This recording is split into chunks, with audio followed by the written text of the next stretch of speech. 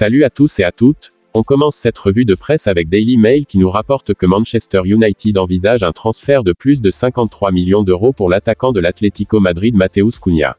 Alors que la longue saga de la poursuite estivale de Frenkie de Jong par le club a peut-être atteint son dernier hic, avec un rapport aux Pays-Bas affirmant que l'offre du club à Barcelone a expiré.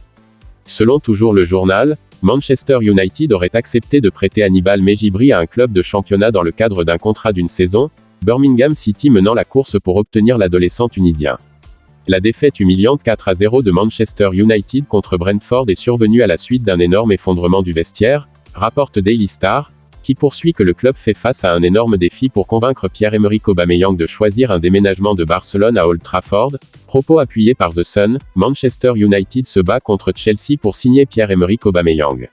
L'entraîneur de Manchester United, Erik ten Hag, qui aimerait voir l'attaquant du Portugal Cristiano Ronaldo au milieu des Red Devils a peut-être changé de position comme nous rapporte The Times.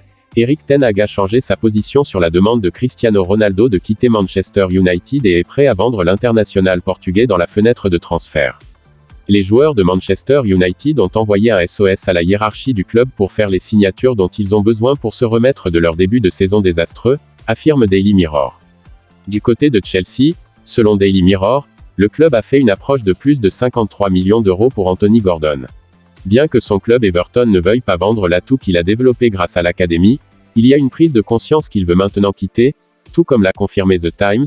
Chelsea est prêt à augmenter son offre pour Anthony Gordon alors que la position d'Everton selon laquelle l'ailier n'est pas à vendre est mise à rude épreuve. Les nouveaux propriétaires de Chelsea sont confrontés à d'autres questions sur leur lien avec l'Arabie Saoudite après que le réalisateur Jonathan Goldstein a négocié un accord immobilier de plus de 891 millions d'euros avec le Public Investment Fund, propriétaire de Newcastle United, affirme Daily Mail.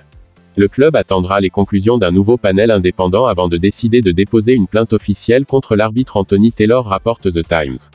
Selon Daily Telegraph, les patrons en guerre Thomas Tuchel et Antonio Conte ont été les deux seuls managers à manquer le briefing d'arbitrage de pré-saison organisé pour eux par le PGMOL.